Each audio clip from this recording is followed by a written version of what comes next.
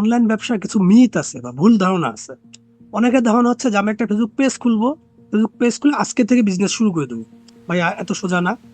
প্রথম কথা হচ্ছে আপনার ফেসবুক পেজটা খুলতে হবে। ফেসবুক পেজটাকে খুব সুন্দরভাবে লোগো দিতে হবে, খুব সুন্দরভাবে কভার পেজ দিতে হবে, খুব সুন্দরভাবে পেজটা প্রফেশনাল সাজাইতে হবে, অর্থাৎ একজন মানুষ ঢুকলে যেন আকৃষ্ট হয়। দ্বিতীয় বিষয় হচ্ছে যে আপনার ফেসবুক পেজটাকে প্রথমে যদি আপনি সেল পোস্ট দেন, কেউ কিনবে না। নতুন নতুন যদি আপনার কোনো না থাকে বাংলাদেশের কন্টেক্সে, যদি আপনার কোনো অনুসারী বা ফলোয়ার না থাকে, তাহলে কি হবে? আপনার কাছে ফলোয়ার গেইন করতে হবে। আপনি কি করে গেইন করতে পারেন? আপনার ভাই বন্ধু আত্মীয় স্বজন ফেসবুক ফ্রেন্ডকে অ্যাড করতে পারেন। এভাবে প্রথমে 200, 500, 1-2 হাজার হলে 5,000 হলে ভালো হয়।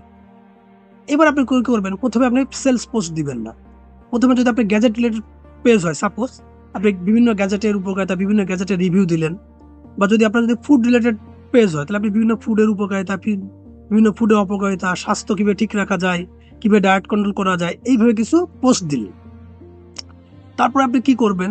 কিছু ফলোয়ার গেইন করবেন। ন্যাচারালি অর্গানিক ফলোয়ার হবে আপনার 1-2 হাজার, 4,000, 5,000 হলে ভালো হয়। এইভাবে অর্গানিকলি এটা আপনার 6 মাস লাগতে হবে, লাগুক। কারণ ব্যবসা তো একদিনের জন্য করবেন না, ব্যবসা করবেন আপনি লং টার্মের জন্য।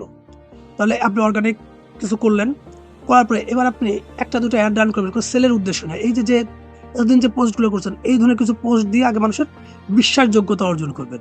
অ্যাডগুলো দিয়ে নতুন নতুন লোকজন দেখবে, ফলোয়ার আসবে, আপনার তারা বুঝবে যে না, যে পেজ, এই পেজ থেকে ভালো কিছু শেখা যায়, বোঝা যায়। এইবার আপনি সর্বশেষ অ্যাড রান করবেন।